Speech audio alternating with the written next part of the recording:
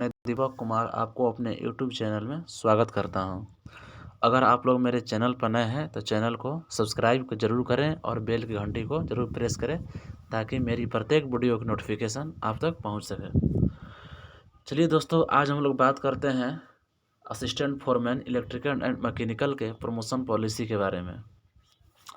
ये देखिए, मैंने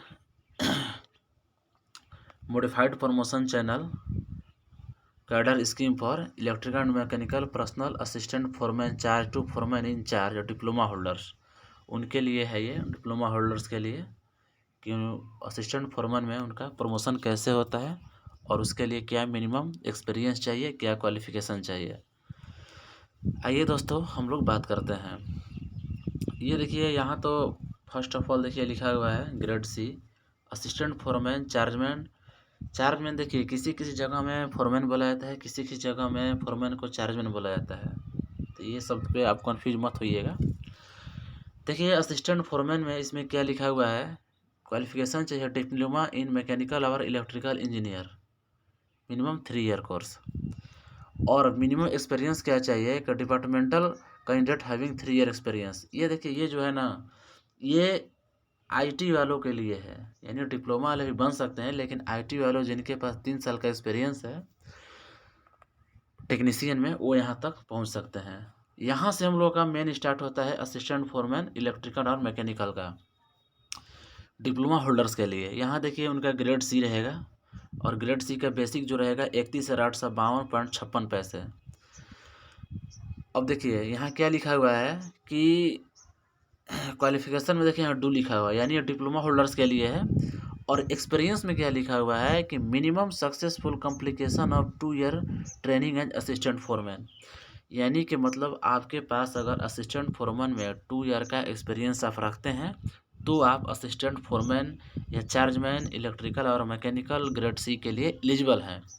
और ये देखिए, जो मोड लिखा हुआ है यानी सिलेक्ट प्रमोशन पॉलिसी का मोड है, तो डीपीसी की तरह होता है, डिपार्टमेंटल प्रमोशन पॉलिसी की तरह ही होता है।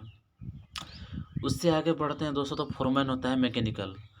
देखिए, इसमें मैकेनिकल और इलेक्ट्रिकल दोनों का बात किया गया है, दोनों का सेम होता है, तो आप लोग इस चीज़ में मत कन्फ्यूज होइएगा कि मैं मैकेनिकल बता रहा हूँ, दोनों का सेम होता है, आप इस चीज़ को समझते हुए चलिएगा।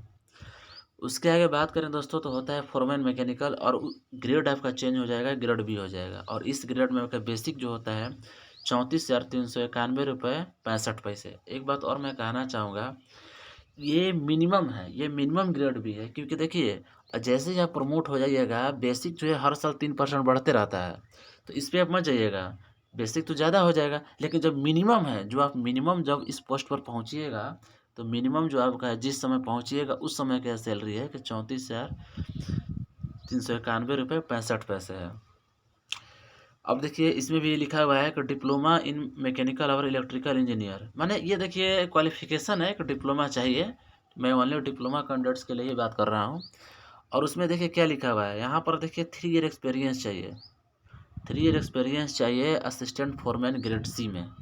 यानी आपको यहाँ यहाँ देखिए, आपको इसमें 3 साल का अगर एक्सपीरियंस है तो आप फोरमैन ग्रेड बी के लिए एलिजिबल हैं। ठीक है दोस्तों, आगे अगर हम लोग बात करें तो होता है फोरमैन इलेक्ट्रिकल, और इसमें भी ग्रेड आपका बी ही रहता है, लेकिन बेसिक भी सेम रहेगा। और बेसिक क्या होता है 34,391.65 रुपये, और ये क्वालिफिकेशन सेम है। ठीक है, अब देखिए इसमें क्या है कि 3 ईयर एक्सपीरियंस इसमें चाहिए फोरमैन इंचार्ज ग्रुप सी में। इसमें फिर अगर आपका 3 साल का एक्सपीरियंस है तब आप इस पोस्ट के लिए एलिजिबल हैं, फोरमैन इलेक्ट्रिकल के लिए। ठीक है, और इसमें देखिए एक चीज़ लिखा हुआ है मिनिमम क्वालिफिकेशन में कि electrical supervisor certificate of compact valid mines. यदि आप माइंस में हैं, एजुकेशन कैटेगरी के लिए हैं, तो आपको माइंस में 3 साल का काम करने का एक्सपीरियंस भी चाहिए उस। ठीक है, अगर आप माइंस में काम करते हैं, अगर बाहरी हैं तो उसमें कोई दिक्कत नहीं है, डिप्लोमा चाहिए, 3 साल का इंजीनियरिंग चाहिए, 3 साल का कोर्स चाहिए। और अनुभव में क्या चाहिए आपको कि ग्रेड सी में आपको 3 साल का काम करने का अनुभव है, तो इस पोस्ट के लिए एलिजिबल हैं। ये दोस्तों नेक्स्ट बात करते हैं। नेक्स्ट बात होता है foreman in charge electrical and mechanical, और इसमें देखिए आपका ग्रेड जो होता है चेंज हो जाता है, और ग्रेड क्या हो जाएगा 37,063.41 रुपये। इसमें भी वही क्वालिफिकेशन चाहिए कि डिप्लोमा चाहिए मैकेनिकल और इलेक्ट्रिकल 3 साल का कोर्स। और एक्सपीरियंस में जब बात आएगी दोस्तों, तो एक्सपीरियंस में 3 year experience as foreman as grade B, यानी फोरमैन ग्रेड बी में चाहे वो इलेक्ट्रिकल हो चाहे वो मैकेनिकल हो, ठीक है। यानी अगर आप मैकेनिकल से हैं तो मैकेनिकल समझिएगा, अगर आप इलेक्ट्रिकल से हैं तो इलेक्ट्रिकल से समझिएगा। यानी इसमें ये कहने का मतलब है कि फोरमैन ग्रेड बी में या आप इलेक्ट्रिकल हो या मैकेनिकल हो, 3 साल का कार्य करने का अनुभव चाहिए, तो आप एलिजिबल रहेंगे foreman in charge electrical and mechanical grade A के लिए। आगे देखिए हम लोग बात करते हैं, आगे आते हैं। आगे देखिए यहाँ पर ये मैंने पैनल खोल रखा है, इसमें देखिए, इसमें मैं एक चीज़ आपको क्लियर करना चाहूँगा कि यहाँ देखिए लिखा हुआ है civil and electrical and mechanical actuation industrial discipline, उसी का है। देखिए हम लोग इस कॉलम को छोड़कर बात करेंगे, क्योंकि ये जो कॉलम इसमें लिखा हुआ है मैनेजमेंट ट्रेनिंग E2 ग्रेड इसमें रहता है, और इसमें क्वालिफिकेशन क्या चाहिए, BE चाहिए, डिग्री चाहिए। इसमें डिप्लोमा वाले नहीं आ सकते हैं, इसमें डिग्री चाहिए, बीटेक चाहिए, BS इंजीनियरिंग चाहिए, जो भी आप देख सकते हैं वो चाहिए। इस कॉलम को हम लोग नहीं बात करेंगे। आते हैं यहाँ पर, देखिए सीनियर ऑफिसर। देखिए एक चीज़ इसमें फ़ायदा ये होता है कि इसमें यदि जो डिग्री वाले कैंडिडेट हैं, डिप्लोमा छोड़ा करके बीटेक हो BE हो, वो भी इस पोस्ट के एलिजिबल हैं, और जो डिप्लोमा वाले हैं वो भी एलिजिबल हैं। तो वो कैसे एलिजिबल होंगे, अगर डिप्लोमा ने इस पोस्ट पर पहुंचना चाहेंगे तो उनके लिए देखिए क्या लिखा हुआ है, एक्सपीरियंस उनके लिए चाहिए कि 7 year post qualification experience out of which minimum 3 years must be technical and grade A and related branch. यानी आपको फोरमैन इंचार्ज में, फोरमैन में आपको 7 साल का एक्सपीरियंस चाहिए। यहाँ देखिए 7 साल का एक्सपीरियंस चाहिए ग्रेड ए में। अगर आप ग्रेड ए में फोरमैन में 7 साल ड्यूटी किए हैं, 7 साल कार्य करने का अनुभव है, तो आप सीनियर ऑफिसर E2 ग्रेड के लिए एलिजिबल हैं दोस्तों। और देखिए अगर डिग्री वाले चाहें तो डिग्री वाले भी तो ऐसे ही एलिजिबल हैं। देखिए BE BTech engineering in related branch. यानी इसमें कहने का मतलब ये है कि यदि डिप्लोमा होल्डर्स हैं तो फोरमैन में वो ग्रेड ए में अगर उन्होंने 7 साल ड्यूटी किया है, 7 साल कार्य करने का अनुभव है, तो सीनियर ऑफिसर E2 ग्रेड के एलिजिबल हैं। यदि डिग्री वाले जो हैं तो डिग्री वालों का इसमें डायरेक्ट जो होता है प्रमोशन होता है, ठीक है। अब देखिए डायरेक्ट प्रमोशन नहीं होता है। मैं एक चीज़ और यह क्लियर करना चाहूँगा कि ये सब जो पोस्ट होती है ना, ये सब जो पोस्टें होती हैं, इसमें इंटरनल एग्ज़ाम होता है। एग्ज़ाम होने के बाद ही आपकी मेरिट बनती है और इस पोस्ट पे पहुंचते हैं। हाँ, ये क्लियर होता है कि इसमें ये ओपन भर्ती नहीं होता है, इसमें ज़्यादा कट ऑफ हाई नहीं जाता है, यह डिपार्टमेंटल एग्ज़ाम ही होता है। तो इस पोस्ट के लिए वो लोग एलिजिबल हैं जो 7 साल फोरमैन इंचार्ज में ड्यूटी कर चुके हैं ग्रेड ए में, और वो लोग भी एलिजिबल हैं जिनके पास डिग्री होल्डर्स हैं, डिग्री के जो डिग्री रखते हैं अपने पास BE BTech का, वो लोग भी एलिजिबल हैं। तो आप लोग इस चीज़ पर कन्फ्यूज मत होइएगा कि डायरेक्ट प्रमोशन होता है, नहीं। मैं क्लियर करना चाहूँगा कि ये इंटरनल डिपार्टमेंटल एग्ज़ाम होता है। हाँ, डिपार्टमेंटल एग्ज़ाम होने में एक चीज़ ये है कि इसमें डिप्लोमा होल्डर्स वाले भी एलिजिबल हैं और डिग्री वाले भी कैंडिडेट एलिजिबल हैं। डिप्लोमा होल्डर्स वालों के पास 7 साल का एक्सपीरियंस चाहिए काम करने का, फोरमैन इंचार्ज ग्रेड ए में, और डिग्री वाले डायरेक्ट एलिजिबल हैं, ठीक है। चलिए आगे बात करते हैं। अगला जो पोस्ट होता है असिस्टेंट मैनेजर E3, इसमें ग्रेड आपका E3 हो जाएगा, ठीक है। और क्वालिफिकेशन देखिए लिखा है डू, और देखिए यहाँ पर देखिए 5 ईयर पोस्ट क्वालिफिकेशन एक्सपीरियंस, ठीक है, 5 ईयर। यदि इसमें, इसका कहने का मतलब ये है कि यदि आप इसमें 5 साल का कार्य करने का अनुभव हो चुका है आपका E2 ग्रेड में, तो आप इसमें E3 के लिए एलिजिबल हैं।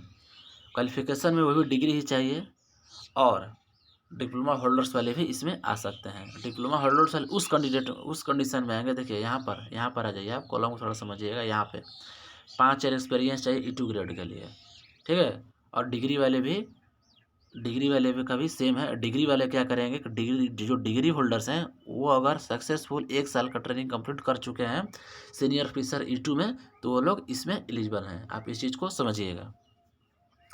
नेक्स्ट बात करते हैं, नेक्स्ट आते हैं नंबर 3 पे, असिस्टेंट मैनेजर E3। देखिए एक्सपीरियंस में क्या वहाँ सेम लिखा हुआ है कि 5 ईयर पोस्ट क्वालिफिकेशन एक्सपीरियंस। ये देखिए डिप्लोमा वालों के लिए मैं एक चीज़ कहना चाहूँगा, डिप्लोमा होल्डर्स वाले यदि E2 में असिस्टेंट मैनेजर के E2 में 5 साल का कार्य करने का अनुभव है, तो असिस्टेंट मैनेजर E3 के लिए एलिजिबल हैं। और डिग्री वाले जो हैं 1 साल का कंप्लीट ट्रेनिंग कर चुके हैं E2 में, तो वह इसमें असिस्टेंट मैनेजर E3 के लिए एलिजिबल हैं। उसके बाद आगे होता है डिप्टी मैनेजर। डिप्टी मैनेजर इसमें ग्रेड हो जाएगा E4, या ड्यू टू सेम लिखा हुआ है। और देखिए इसमें 9 ईयर पोस्ट क्वालिफिकेशन एक्सपीरियंस चाहिए। यदि आप E3 में 5 साल काम करने का अनुभव रखते हैं, डिप्लोमा होल्डर्स कैंडिडेट की मैं बात कर रहा हूँ, तो डिप्टी मैनेजर E4 ग्रेड के लिए आप लोग एलिजिबल हैं। लेकिन वही मैं डिग्री की बात करूँ, डिग्री कैंडिडेट्स की, तो अगर वह 3 साल का काम करने का अनुभव रख चुकते हैं ग्रेड ए में, तो वह भी डिप्टी मैनेजर ग्रेड E4 के लिए एलिजिबल है। अब देखिए उसके आगे होता है मैनेजर। मैनेजर इसमें ग्रेड चेंज हो जाएगा E5। अब देखिए इसमें क्या है कि डिप्लोमा वाले अगर 13 साल का काम करने का अनुभव रखते हैं, किसमें, E4 में, डिप्टी मैनेजर E4 में, तो वो एलिजिबल है मैनेजर पोस्ट के लिए, और उसमें ग्रेड हो जाएगा E5। और अगर वो डिग्री कैंडिडेट्स हैं तो वो 3 साल का काम करने का अनुभव रखते हैं डिप्टी मैनेजर E4 ग्रेड में, तो वो मैनेजर ग्रेड 5 के लिए एलिजिबल है। नेक्स्ट बात करते हैं सीनियर मैनेजर। सीनियर मैनेजर देखिए इसमें लिखा हुआ है कि 17 ईयर पोस्ट क्वालिफिकेशन, यानी यदि आप डिप्लोमा होल्डर कैंडिडेट हैं तो आपको 17 साल का कार्य करने का अनुभव चाहिए। किसमें, मैनेजर ग्रेड E5 में, तो आप सीनियर मैनेजर ग्रेड E6 के लिए एलिजिबल हैं। और वही मैं डिग्री कैंडिडेट की बात करूँ तो 4 ईयर एक्सपीरियंस चाहिए, किसमें, मैनेजर ग्रेड 5 में, तो एलिजिबल हैं। अब आते हैं चीफ मैनेजर। अब देखिए दोस्तों, यहाँ से जो पोस्ट होता है ना, यहाँ से डिप्लोमा वालों का हाईएस्ट प्रमोशन है सीरियल नंबर 6 तक ही होता है, इससे आगे नहीं हो पाता है। अब यहाँ से जो प्रमोशन होगा 7 और 8, ये डिग्री कैंडिडेट्स के लिए है, स्पेशल डिग्री कैंडिडेट्स के लिए ही है। देखिए इसमें लिखा हुआ है चीफ मैनेजर ग्रेड, इसमें होता है E7। और देखिए इसमें डिग्री में आ जाइएगा तो लिखा है BE BTech engineering AIM in relative branch. और देखिए यहाँ जो लिखा है 21 ईयर एक्सपीरियंस क्वालिफिकेशन, ये लिखने का लिखा हुआ है, लेकिन डिप्लोमा वाले लास्ट जो प्रमोशन होते हैं वही सीनियर मैनेजर ग्रेड E6 तक ही होते हैं, इससे आगे उनका प्रमोशन नहीं होता है डिप्लोमा होल्डर्स के लिए। इससे आगे जो पोस्ट होता है BE BTech यानी डिग्री कैंडिडेट्स के लिए ये पोस्ट होता है, और ये है चीफ मैनेजर E7 ग्रेड। और उनका प्रमोशन तभी होगा जब 4 साल का एक्सपीरियंस डिग्री वाले कैंडिडेट का सीनियर मैनेजर E6 में हो, तो वो चीफ मैनेजर E7 पोस्ट के लिए एलिजिबल है। और देखिए नेक्स्ट जो पोस्ट है जनरल मैनेजर E8। इसमें डिग्री कैंडिडेट्स को कितने साल का एक्सपीरियंस चाहिए, 3 साल का एक्सपीरियंस चाहिए, किसमें, चीफ मैनेजर E7 में, तो जनरल मैनेजर E8 तक पोस्ट तक आ सकते हैं। मैं बात कर रहा था डिप्लोमा होल्डर्स कैंडिडेट के लिए, तो उनका लास्ट प्रमोशन सीरियल नंबर 6 तक ही होता है, इससे आगे उनका प्रमोशन नहीं होता है। इसके आगे जो प्रमोशन होता है वो डिग्री कैंडिडेट्स के लिए होता है। ठीक है दोस्तों, उम्मीद करता हूँ आपको चीज़ें सभी अच्छी तरह से समझ में आई होगी। अगर आपको सभी चीज़ें अच्छी तरह से समझ में आई है तो चैनल को लाइक, सब्सक्राइब एंड शेयर ज़रूर करें। मैं इसी तरह की NCL की हर अपडेट, हर जानकारियाँ शेयर करता रहता हूँ। वीडियो अगर आपको अच्छी लगी हो तो कमेंट बॉक्स में ज़रूर कमेंट करें। थैंक यू, धन्यवाद दोस्तों।